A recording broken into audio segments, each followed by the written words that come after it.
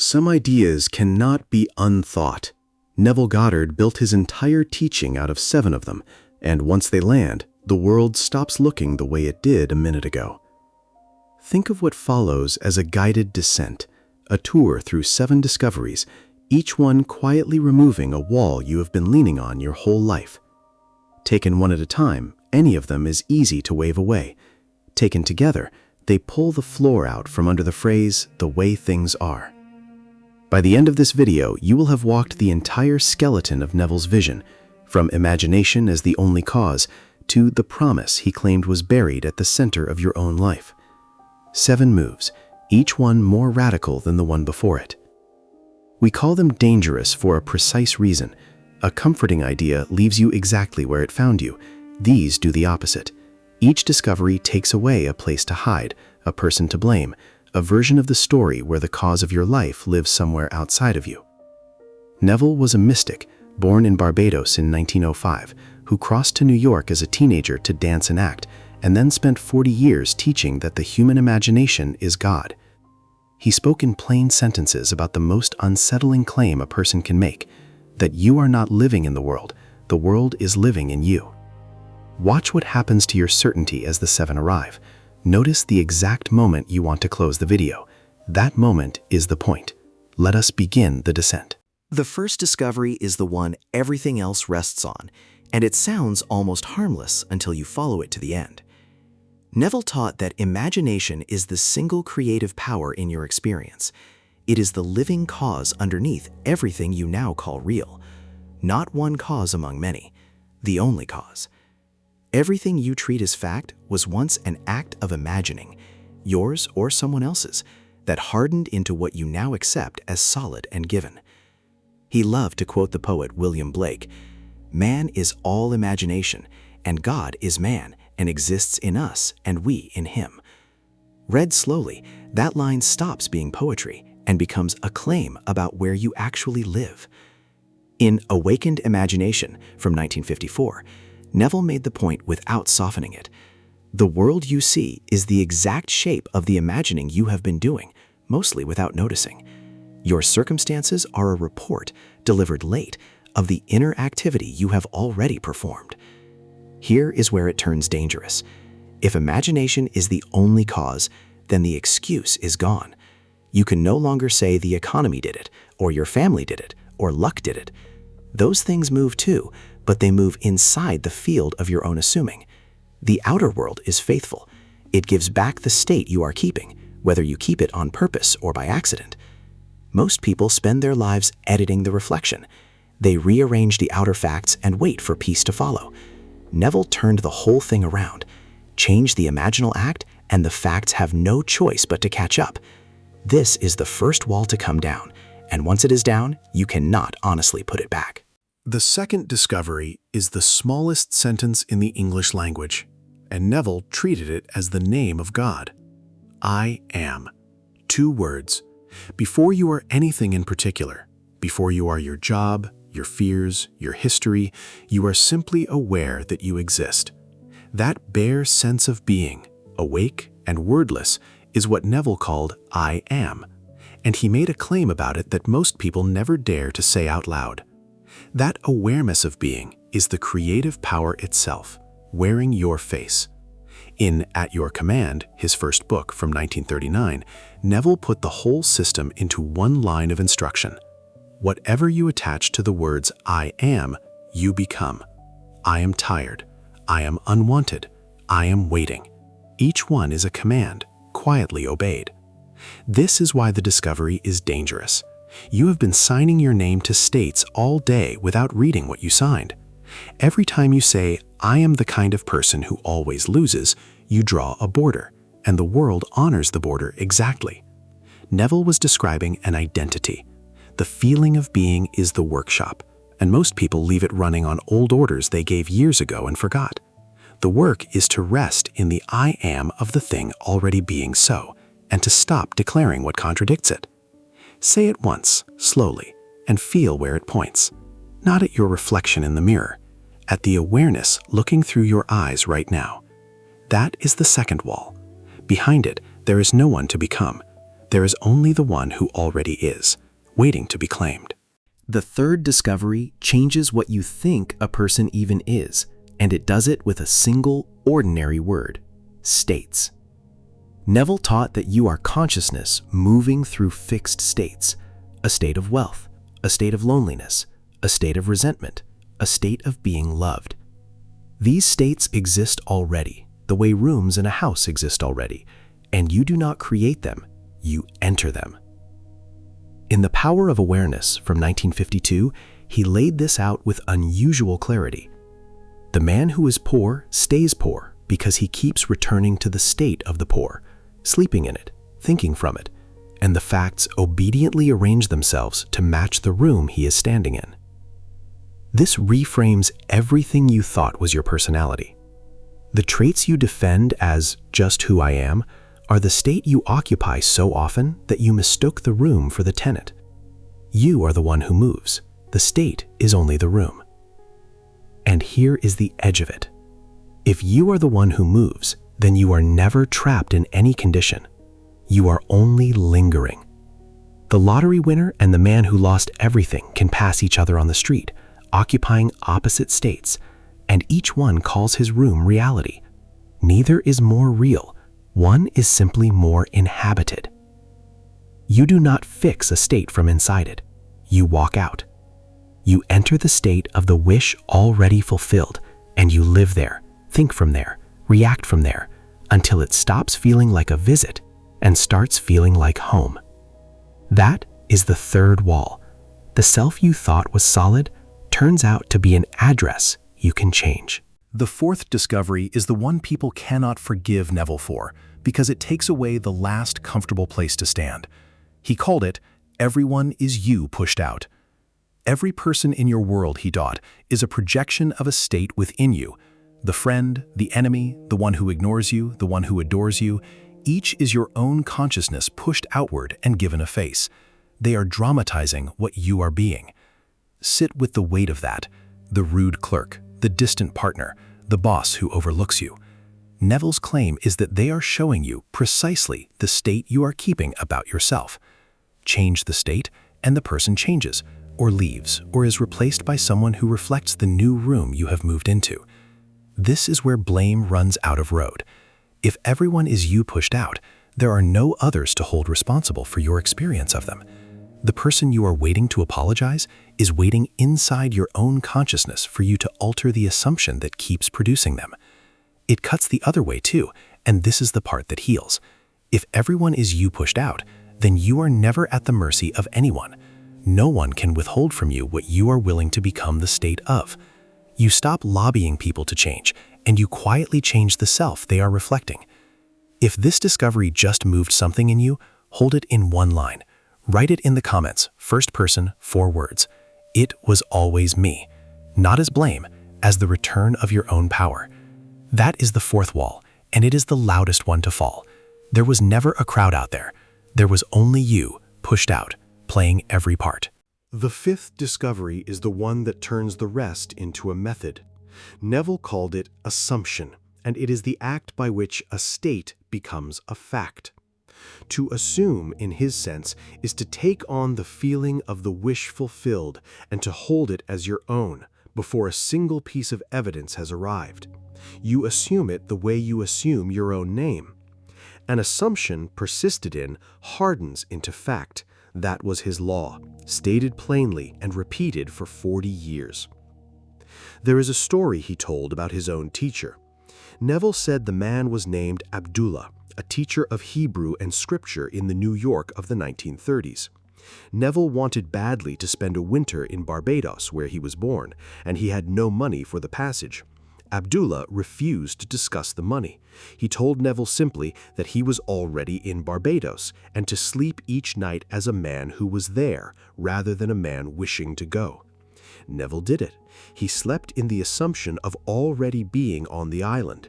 He left the how alone. Weeks later, by a chain of events he could never have engineered, the way opened and he sailed. The lesson was that the assumption came first, and the world was pulled into agreement with it. If this is landing and you want to keep walking through this material with me, subscribe. There is a great deal more of this work here, and it goes deeper than one video can. The danger in assumption is honesty. Most people assume the worst all day and call it realism. Neville's point was blunt. You are already assuming, always, without pause. The only question is whether you chose the assumption or inherited it. That is the fifth wall.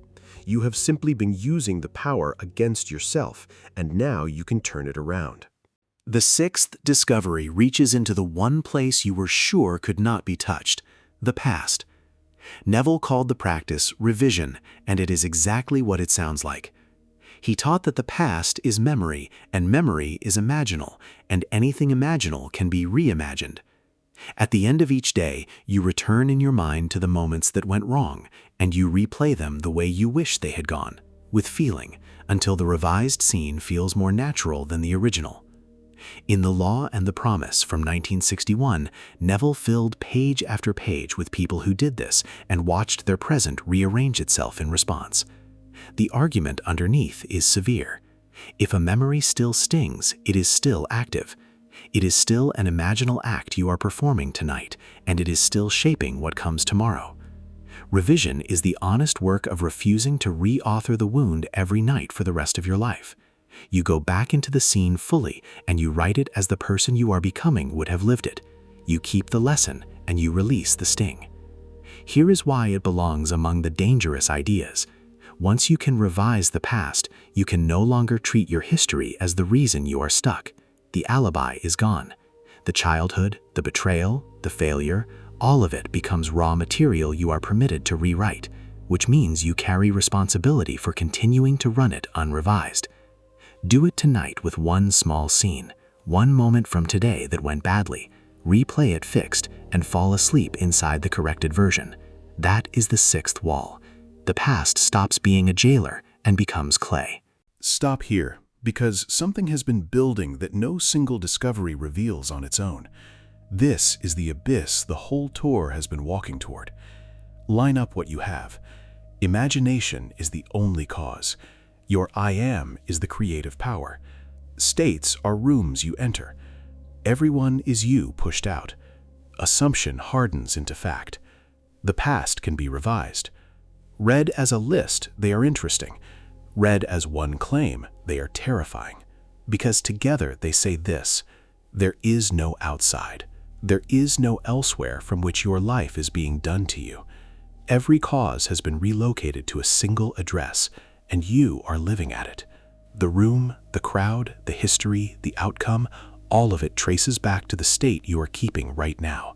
This is the weight people feel around the fifth or sixth discovery, the vertigo, the impulse to look away. It is the removal of every exit at once. As long as the cause lived out there, you were a victim, and a victim at least gets to rest. Neville offers you something harder and better: authorship, and authorship never gets to clock out. There is a real danger in this power without love, and Neville named it. A person who grasps that everyone is them pushed out, and who has not softened, can turn the whole thing into a private tyranny, bending a world of reflections to a hungry ego. The seven were meant to wake you up inside the dream, not to crown you emperor of a puppet kingdom. So the abyss is the turn, not the end of the descent. You have seen that you are the cause.